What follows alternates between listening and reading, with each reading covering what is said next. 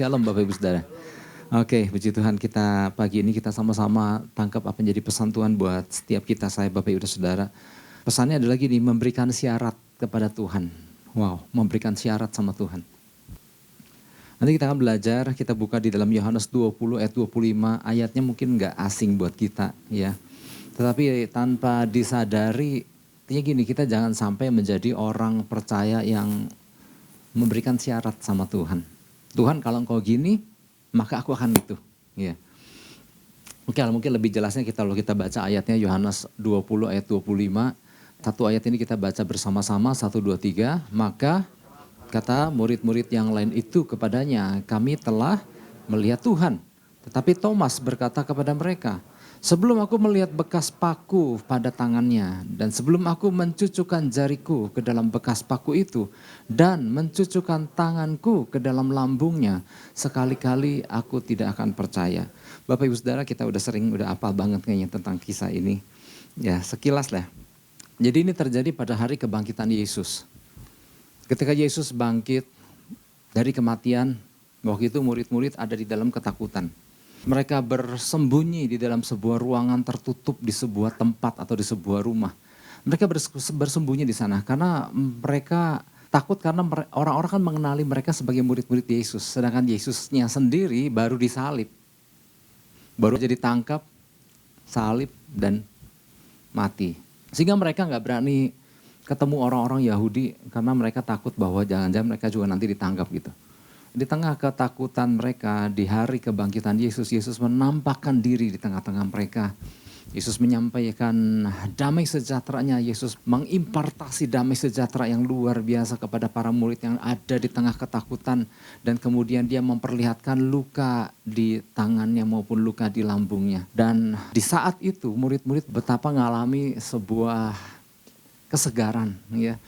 Mereka yang tadinya selama beberapa hari itu ada di dalam dirundung ketakutan. Mereka ngalami sebuah kelepasan. Mereka ngalami sebuah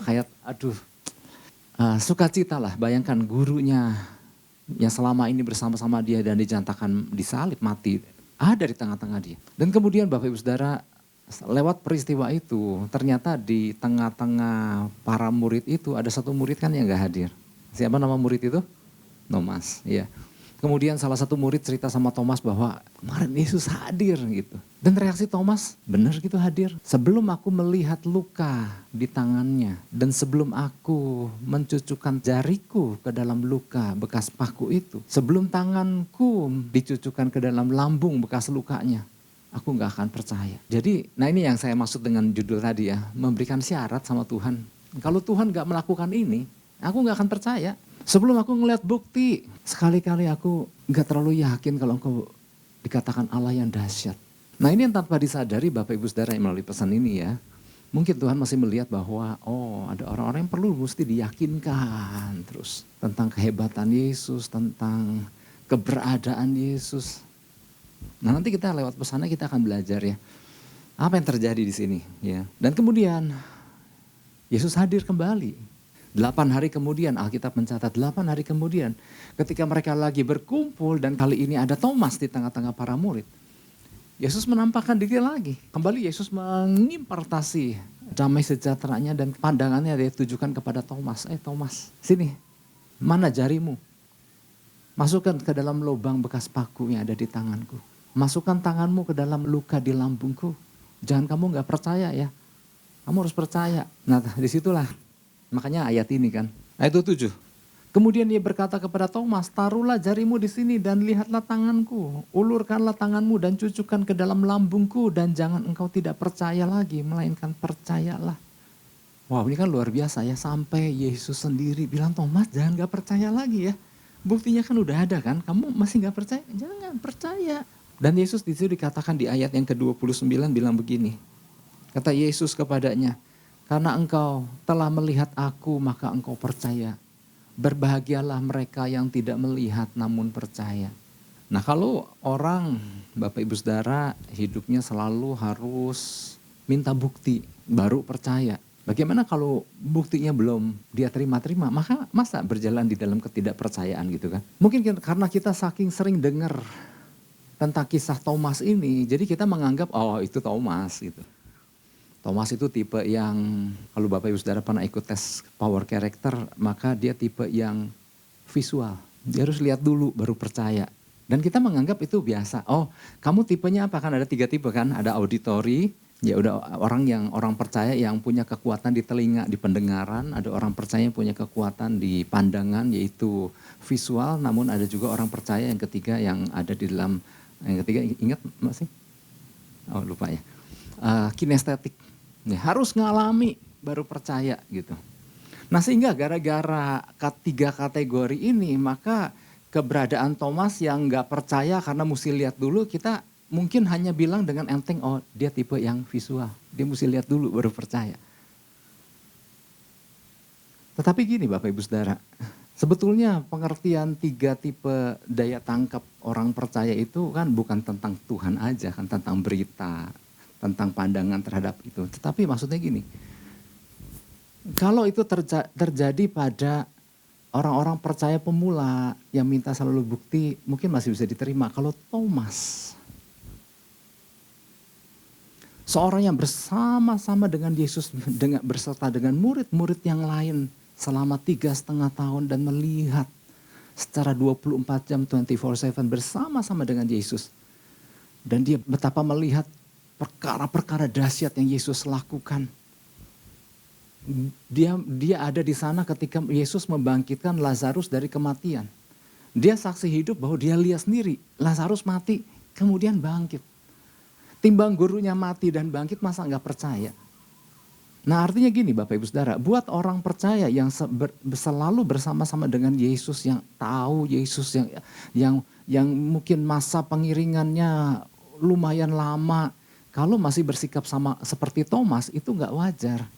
Yang selalu harus melihat bukti nyata dulu baru aku percaya. Nah ini yang mungkin gara-gara ini maka pesan ini ya Tuhan sampaikan bahwa kita artinya gini, nggak selalu harus ada bukti visual dulu. Oh aku percaya betapa engkau tuh Yesus dahsyat buat aku. Nggak selalu harus begitu. Nah bagaimana kalau belum? Sekian lama, apakah kita tunda dulu kepercayaan kita sama Tuhan? Nah ini kan nggak begitu cara mainnya, ya aturan mainnya istilahnya. Oke, ini yang jadi pesan Tuhan buat kita. Bahwa masih banyak orang percaya masih perlu dikuatkan oleh berbagai bukti nyata yang sifatnya jasmani. Membuat diri mereka menjadi lebih percaya. Atau lebih yakin tentang keberadaan Tuhan dan karyanya dalam hidup mereka. Di tengah pengiringan mereka yang sebetulnya sudah cukup lama. Ya kedengarannya seperti wajar. Masa sih gak boleh minta bukti gitu ya. Namun ingat, kalau pengiringan kita sama Tuhan harus selalu diingatkan dengan adanya bukti fisik, bukti jasmani, baru sungguh-sungguh percaya. Itu sebetulnya gak wajar. Karena di dalam berjalan mengiring Tuhan, kadang kita gak melihat bukti visual itu ada. Kadang-kadang di tengah tantangan dan lain-lain. Kadang kita belum melihat itu. Lalu gimana? Akibatnya kalau belum lihat, ya jadi aku gak percaya dulu. Enggak. Nah ini yang Tuhan mau tekankan adalah gini, di tengah kondisi yang bahkan bukti fisik gak kelihatan nyata. Itu gak ada hubungannya dengan percaya kita sama Tuhan. Yang setuju katakan amin. Karena untuk percaya sama Tuhan gak selalu harus ada bukti fisik Tuhan bekerja nyata dan mata kita ngelihat. Karena gini, banyak bukti-bukti lain yang sebetulnya kalau kita tajam, Tuhan bekerja nyata dalam kehidupan orang percaya sebetulnya. Aku harus sembuh dulu, baru aku yakin Tuhan sayang sama aku. Enggak usah tunggu sembuh, Tuhan mah selalu sayang sama kita, katakan amin. Aku harus pulih dulu dari pergumulan, baru percaya bahwa Tuhan itu memang dahsyat. Tuhan memang dahsyat. Entahkah dia sudah jawab pergumulan kita, pulihkan kita dari pergumulan kita. Tuhan memang dahsyat dan kita harus kenali itu. Jangan tunggu dulu kalau itu belum nyata, aku sekali-sekali gak percaya. Jangan kayak Thomas gitu. Mesti ada yang bukti fisik dulu. Ada orang yang pertama mengalami perjumpaan pribadi dengan Yesus dan dia mengiring Yesus. Wow, ini kan luar biasa. Tetapi jangan sampai gini, udah lama Tuhan gak nyatakan dirinya lagi kepada lu. Apakah Tuhan ada? Ya ampun, dulu lu kenal kan gara-gara lu berjumpa dengan Yesus gitu. Tanpa disadari orang percaya sering menuntut bukti nyata tentang pekerjaan Tuhan untuk dia percaya. Jadi terbalik, orang percaya memberikan syarat sama Tuhan. Tuhan kalau engkau gak nyatakan ini, aku gak percaya. Nah ini yang jadi pesan Tuhan, memberikan syarat sama Tuhan. Sebetulnya gini, tanpa disadari apabila kita melihat kesaksian-kesaksian orang percaya di mana-mana ya. Makanya kalau kita perhatikan kan kita sering dengar nih orang-orang bersaksi kan. Entah di gereja, karena ada gereja yang kalau minggu tuh sebelum khotbah, yuk siapa yang mau bersaksi, ada gereja yang seperti itu. Atau di persekutuan-persekutuan, atau di event-event tertentu, yuk siapa yang mau bersaksi gitu. Nah Bapak Ibu Saudara, kalau diperhatikan, saya tujuannya bukan meremehkan kesaksian, wow luar biasa ya, kesaksian-kesaksian tentang bagaimana Tuhan berkarya. Tapi kalau kita perhatikan, kesaksiannya kebanyakan apa sih? Saya mau bersaksi bahwa betapa Tuhan yang aku sembah, Yesus itu begitu baik dalam hidupku. Ketika aku di dalam keadaan gak punya apa-apa, tiba-tiba ada yang ketuk-ketuk dan kemudian dia membawakan sesuatu buat aku. Kita beri tepuk tangan betapa Yesus itu baik. Saya bilang gak ada yang salah dengan itu, tapi jangan baru merasakan Yesus baik kalau ada di tengah kesusahan ada orang yang kasih sesuatu, dia lihat betapa Yesus baik. Sampai kalau gak ada kejadian Yesus, orang yang datang bawa sesuatu pun kita harus sadar bahwa Yesus itu selalu baik sama kita. Makanya kan kesaksian-kesaksian itu selalu kebanyakan berupa kejadian yang fisik kan. Ditolong, sembuh, betapa dahsyat Tuhan aku. Mestinya gini, mungkin pada saat kita belum disembuhkan, kita harus sudah melihat kedahsyatan Tuhan dalam kehidupan kita. Sehingga makanya kan ada orang-orang yang baru pede ketika baru ada bukti nyata. Saya melayani banyak rumah-rumah tangga yang kadang-kadang gini, aduh sorry ya bapak-bapak ya. Kadang-kadang para pemimpin-pemimpin merasa gak pede kalau belum ada terobosan nyata, fisik, pergumulan, materi. Oh nanti Pak, nanti tunggu saya terobosan dulu lah, nanti saya baru mimpin keluarga ini. Enggak usah, wibawa Anda bukan ada di dalam harta itu, bukan dalam bentuk materi.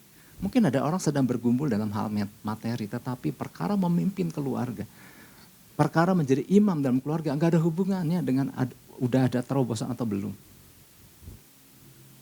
Kadang-kadang pede kita baru muncul di situ. Atau enggak usah kepala keluarga lah, banyak lah ya. Anak-anak muda kadang-kadang minder, ya soalnya aku belum punya apa-apa. Enggak, kehadiran Yesus yang nyata dalam hidupmu seharusnya membuat engkau pede. Jadi masalahnya bukan di bukti fisik, masalahnya bukan di harus ada bukti materi dulu, enggak. Bukan itu. Nah buat saya makanya gini Bapak Ibu Saudara, kejadian Petrus berjalan di atas air ketika ia bersama murid-murid yang lain lagi diombang-ambing, diterpa angin badai, angin sakal yang luar biasa. Kalau kita karena kita bacanya bukan lagi di tengah badai kan, kita bacanya bukan lagi di tengah laut yang lagi merasakan gelombangnya, seperti kita bacanya kan lagi di rumah, ya kita bacanya lagi di tempat yang enak, kita baca ayat ini. Padahal kalau kita coba renungkan, itu waktu Petrus, kejadian itu, waktu Petrus bilang, Tuhan kalau itu engkau suruh aku berjalan di atas air. Itu kejadian kan ketika badai itu lagi berlangsung. Dan itu terjadi ketika Petrus mendengar yang tadinya Yesus disangka hantu. Tapi kemudian Yesus berkata, jangan takut ini aku, ego eimi, inilah aku Allah yang dahsyat. Nah itu kan lagi berlangsung, itu riuh, itu terpaan badai itu masih berlangsung, gelombang itu masih besar di situ. Tapi begitu Petrus melihat, wow ternyata itu Yesus yang adalah Tuhan. Tuhan kalau itu engkau suruh aku berjalan di atas air. Jadi artinya gini, di tengah badai yang sedang berlangsung sekalipun, Petrus melihat, di tengah murid-murid yang lain tetap ketakutan, Petrus melihat itu Yesus. Itu guruku yang dahsyat. Guru suruh aku berjalan di atas air. Artinya di tengah badai sekalipun, Petrus gak bilang gini, Tuhan kalau engkau bisa menghentikan badai ini, aku baru percaya kepada engkau. Enggak, makanya buat saya itu menarik ya. Di tengah gelombang yang sedang terjadi, Petrus melihat kedahsyatan Yesus. Hal yang sama di tengah mungkin kita masih mengalami tantangan, gelombang mungkin masih mengalami badai. Seharusnya kita harus sudah bisa melihat Artinya gini, bukan harus sudah melihat. Di tengah badai sekalipun kita mestinya bisa melihat bahwa Tuhan yang kita sembah adalah Tuhan yang hidup, nyata dan sedang bekerja luar biasa atas hidup kita. Nah seringkali kan itu gak kelihatan. Seringkali makanya kita kasih syarat sama Tuhan. Kalau engkau bisa menghentikan badai ini, baru aku percaya. Nah gak gitu ya. Caranya gak gitu. Oke, oleh sebab itu sikap apa yang harus kita bangun? Agar kita menjadi orang percaya di berbagai kondisi apapun, kita gak kehilangan sosok Tuhan kita yang dahsyat. Nah ini kan yang harus kita bangun. Mungkin di tengah kondisi kita udah enak, tenang misalnya ya, gak ada masalah-masalah yang gimana. Ataupun di tengah kita waktu menghadapi badai sekalipun, seharusnya sosok Tuhan itu harus senantiasa terlihat. Sosok Kristus yang dahsyat itu harus senantiasa terlihat di dalam kehidupan kita. Oke, yang pertama ya, menjadi seorang yang paham akan fungsi keberadaannya sebagai partner Tuhan di bumi. Aduh, poinnya itu lagi. Menjadi seorang yang paham akan fungsi keberadaannya sebagai partner Tuhan di bumi, ya memang betul. Kalau mau merasakan kehadiran Tuhan senantiasa di tengah kondisi apapun, kita harus senantiasa jadi partnernya Tuhan. Baru tahu, baru merasakan. Sementara gini, makanya minggu lalu ya, kapan nih? Minggu lalu kalau nggak salah. Seringkali kita menempatkan diri kita pasien. Dan kita menganggap ada orang-orang tertentu yang jadi dokternya kita gitu. Sebetulnya kan soal paradigma. Coba kalau kita tempatkan bahwa aku ini bukan pasien. Aku ini dalam tanda kutip nih, aku ini dokternya. Aku ini yang pihak yang menolongnya. Di mana aku berpartneran sama Tuhan. Nah kalau kita menempatkan diri kita dengan posisi seperti, dengan cara pandang seperti itu, kita nggak kehilangan kedahsyatan Tuhan dalam hidup kita. Yang jadi masalah adalah kita selalu merasa diri kita adalah, kalau di dalam susunan kalimat kita ada di dalam objek penderitanya gitu. Kita menempatkan diri kita sebagai orang yang patut ditolong, orang yang perlu dilayaninya gitu. Padahal kalau kita ubah, bahwa Tuhan pilih kita adalah sebagai kawan sekerjanya. Dan Tuhan itu dan kita adalah perwakilan sorga di bumi, lagi-lagi soal kerajaan. Nah kalau kita paham tentang itu, maka waktu kita memandang segala sesuatu, kita butuh Tuhan apa yang harus dilakukan ketika aku melihat ini. Tuhan apa yang harus kulakukan ketika aku melihat keadaan orang ini. Atau bahkan Tuhan apa yang harus aku lakukan di tengah kondisi yang aku hadapi saat ini. Artinya kita gak kehilangan kontak gitu sama Tuhan. Kenapa orang perlu bukti nyata, fisik, jasmani. Itu bukti gak ada kehilangan kontak sama Tuhan.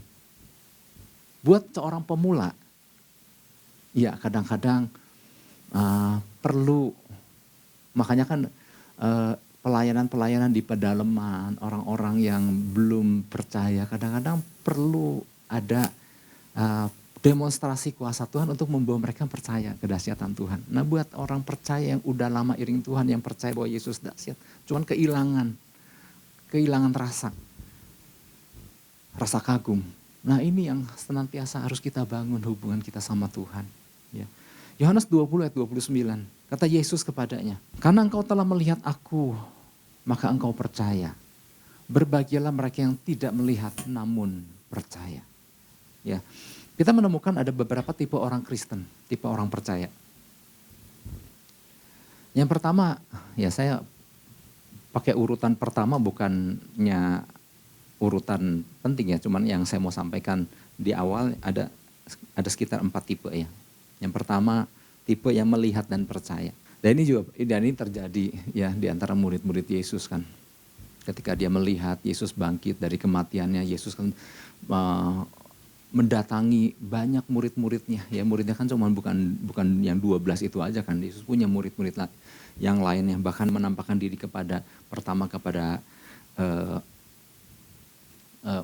Maria itu ya, kepada Petrus, kepada 500 orang yang lainnya, dan di situ dikatakan mereka semua melihat Yesus dan percaya. Jadi yang pertama adalah orang yang melihat dan percaya. Ya apalagi kalau melihat sosok Yesus kan, kita juga mungkin termasuknya itu, kalau melihat wah Yesus hadir tengah-tengah kita, percaya dia hadir. Yang kedua adalah tipe yang melihat dan tidak percaya. Ini di tengah, kalau mengacu kepada peristiwa Lazarus, di situ kan ada begitu banyak tipe orang kan. Ada begitu banyak, bukan tipe ya, ada banyak kelompok. Ada keluarga Lazarus sendiri, ada Yesus dan murid-muridnya. Dan orang-orang Yahudi secara umum yaitu kerabat dan teman, tetapi juga ada ahli Taurat dan orang-orang Farisi pada waktu peristiwa itu. Mereka ngelihat gak waktu Lazarus dibangkitkan? Lazarus kan jalan sendiri kan. Udah masuk ke dalam gua kuburan itu kan. Kemudian kan Yesus panggil, dia udah dikafanin.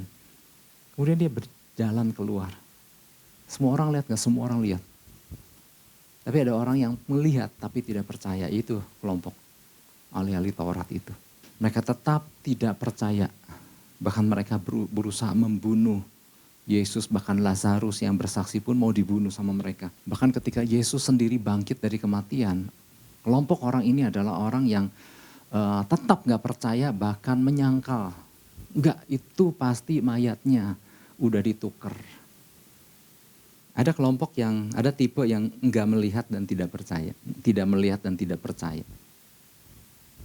Contohnya Thomas yang tanpa disadari seringkali kita sebagai orang percaya mengandalkan penglihatan mata visual kita untuk percaya sama Tuhan. Sama seperti Thomas.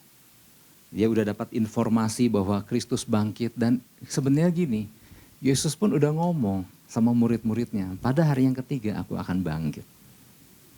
Jadi kalau sampai Yesus bangkit, mereka seharusnya amin. Dia menggenapi apa yang dia ucapkan. Sama halnya ketika dia menyampaikan janjinya kepada setiap kita, baik itu yang tertulis maupun secara pribadi. Apa yang dia ucapkan, dia pasti menggenapinya. Dan kalau kita tahu siapa Tuhan kita, dia pasti menggenapinya. Nah Thomas ketika dengar bahwa dari rekan-rekan murid yang lain bahwa Yesusnya udah bangkit, dia bilang enggak percaya. Nah ini tipe yang tidak melihat dan tidak percaya. Dia harus melihat. Karena dia pikir kalau udah lihat bukti nyata secara fisik, dia baru percaya. Nah ada yang tipe yang keempat.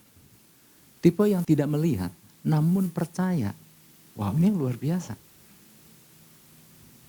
Ya, Thomas karena dia udah melihat sosok Yesus, maka dia percaya. Dia udah cucukkan jarinya ke lubang bekas paku itu. Dia baru percaya. Tapi Yesus bilang berbahagialah mereka yang tidak melihat namun percaya. Wow, ini kan luar biasa ya. Siapa yang dimaksud? Yesus ketika mengatakan berbahagialah mereka yang tidak melihat namun percaya. Mestinya kita ada di dalam kategori yang ini. Kita nggak pernah ketemu sama Yesus. Memang ada orang-orang yang mengalami istilahnya first encounter, mengalami sebuah perjumpaan pribadi sehingga itu yang membuat dia percaya kepada Yesus. Ada, tapi hanya orang-orang tertentu. Ya artinya bisa siapa aja. Tapi nggak banyak. Tapi sebetulnya gini Bapak Ibu Saudara, kita kan nggak pernah ya.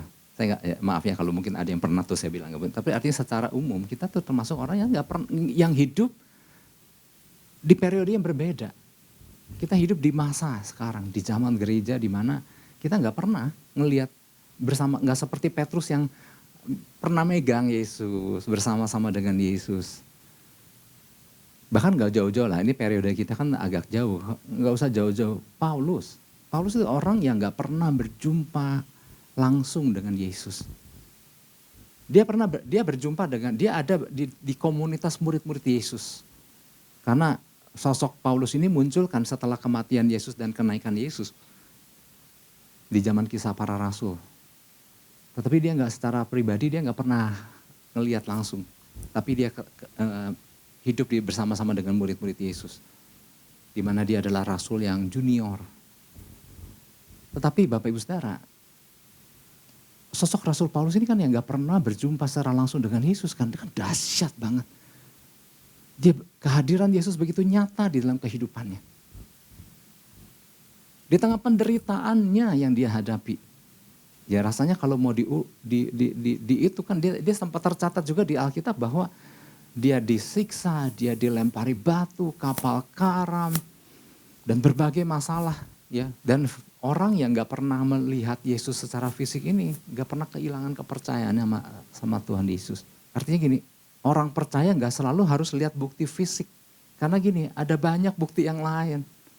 Waktu kita berjalan bersama Yesus, Ada banyak hal yang membuat iman kita terbangun. Bukan karena soal perkara ada terobosan dan gak terobosan, sembuh dan gak sembuh, bukan soal itu. Iman timbul dari pendengaran akan firman Kristus. Jadi dari kalimat ini aja adalah satu bukti bahwa ternyata iman itu timbul bukan dari pandangan mata kan. Iman timbul dari pendengaran akan firman Kristus. Sebetulnya iman kita udah bisa terbangun, kita gak kehilangan kepercayaan untuk kita dengar perkataan Kristus. Iman timbul dari pendengaran akan firman Kristus. Di dalam bahasa aslinya iman timbul dari rema. Artinya banyak sarana yang bisa kita orang percaya, mungkin kita hidup di periode di mana kita berbeda dengan 12 murid yang pernah bersama-sama dengan Yesus. Tetapi makanya Yesus bilang gini, diberkatilah engkau yang enggak melihat namun percaya. Tuhan tuh memuji periode gereja, kenapa? Karena kita adalah orang-orang yang gak pernah ketemu langsung, tapi kok percaya gitu. Nah pesan ini Tuhan sampaikan sama kita bahwa ternyata masih ada orang-orang yang masih perlu diyakinkan dengan bukti fisik baru percaya. Harus ada pembuktian dulu baru percaya sama Yesus. Baru pede kalau ada jawaban atas pemulihan. Nah ini yang perlu kita perbaiki gitu, maksudnya sekiranya ada yang ngalami itu. Oke, oleh sebab itu mari Bapak Ibu Saudara, bagian kita adalah tempatkan diri kita senantiasa sebagai orang-orang yang menjalin keterhubungan dengan Tuhan. Menyadari fungsi kita yang mana kita harus selalu terhubung dengan pemerintah pusat, dengan pemerintah kerajaan sorga. Sehingga gini, waktu kita terhubung hari lepas hari, kita nggak kehilangan kekaguman. Kita nggak perlu harus selalu ada hal-hal yang berupa visi ketemu baru percaya, jawaban doa baru percaya. Enggak berdasarkan itu semata-mata. Dan nggak harus selalu dibangun oleh itu. Tetapi mari waktu kita bangun sebuah hubungan sama Tuhan. Saya mau nyampaikan terakhir ya. Di perjanjian lama kan ada orang yang kehilangan banyak hal di dalam kehidupannya Bapak Ibu Saudara. Kalau kita buka di Habakuk 3 ayat 17 kan, udah apal banget ya kisah itu. Nyanyiannya juga ada. Itu kan orang kan kehilangan banyak hal kan di dalam kehidupannya. Gak ada hal yang bisa dibanggakan. Semuanya habis, hilang. Tapi orang ini ada satu yang dia gak kehilangan. Dia gak kehilangan sukacita sama Tuhan. Ini kan luar biasa kan. Jadi artinya gak perlu selalu ada bukti fisik yang membuat dia baru percaya Tuhan ada, Tuhan baik, Tuhan pelihara, Tuhan dahsyat. Oke, Habakuk 3 ayat 17, 19. Sekalipun apa? Ini kan kadang-kadang suka diguyonin ya kan. Ini kan lagu orang yang susah banget gitu kan. Sekalipun pohon ara tidak berbunga, pohon anggur tidak berbuah, hasil pohon zaitun mengecewakan. Ini kan orang yang benar-benar habis-habisan kan. Sekalipun ladang-ladang tidak menghasilkan bahan makanan, kambing domba terhalau dari kurungan, dan tidak ada lembu sapi dalam kandang. Namun, dia nggak kehilangan pribadi Tuhan. Namun aku akan bersorak-sorak di dalam Tuhan, beria-ria di dalam Allah yang menyelamatkan aku. Allah Tuhanku itu kekuatanku. Ia membuat kakiku seperti kaki rusa. Ia membiarkan aku berjejak di bukit-bukitku. Artinya kalau kita lihat, wow. Meskipun gak ada hal secara fisik yang dia bisa nikmati, dia bisa lihat. Gak ada, habis semua. Tapi dia gak kehabisan Tuhan. Tuhan selalu hadir. Allah tuh kekuatanku kata Habakuk. Allah tuh sukacitaku. Dia bergairah, dia melakukan fungsinya sebagai nabi Tuhan. Di tengah gak ada sesuatu pun hal materi yang dia bisa andalkan. Kenapa? Dia seorang yang gak meninggalkan fungsinya. Ternyata apa sih yang dilakukan Habakuk? Habakuk 2 ayat 1. Karena dia seorang yang selalu ngingetin Tuhan. Wow, luar biasa ya, ngingetin Tuhan loh. Aku mau berdiri di tempat nih, Habakuk 2 ayat 1. Aku mau berdiri di tempat pengintaianku dan berdiri tegak di menara. Aku mau meninjau dan menantikan apa yang akan difirmankannya kepadaku dan apa yang akan dijawabnya atas pengaduanku. Makanya gak heran. Di tengah kondisi apapun, Habakuk gak kehilangan Tuhan. Gak kehilangan kedahsyatan Tuhan. Gak kehilangan perkataan Tuhan. Gak kehilangan firman Tuhan. Karena ternyata apa? Dia menantikan Tuhan apa yang harus aku sampaikan kepada bangsa ini.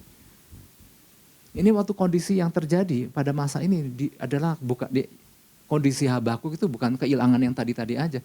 Kondisi politik bangsa lagi amburadul, nggak ada sesuatu pun. Artinya gini, kalau orang percaya nggak punya terhubung sama Tuhan, udah babak belur, udah rasa percaya sama Tuhan udah hilang jauh karena gini, nggak ada satupun yang bisa diandalkan. Tapi buat Habakuk dia nggak kehilangan Tuhan. Kenapa? Fungsinya masih terjalin. Dia sadar siapa dia di bumi. Dia butuh tuntunan Tuhan dan arahan Tuhan hari lepas hari. Dan ini membuat dia, wow, gak kehilangan sukacita. Gak kehilangan betapa dahsyat Tuhannya. Yang ngerti katakan amin. Beri tepuk tangan buat Tuhan Yesus. Haleluya.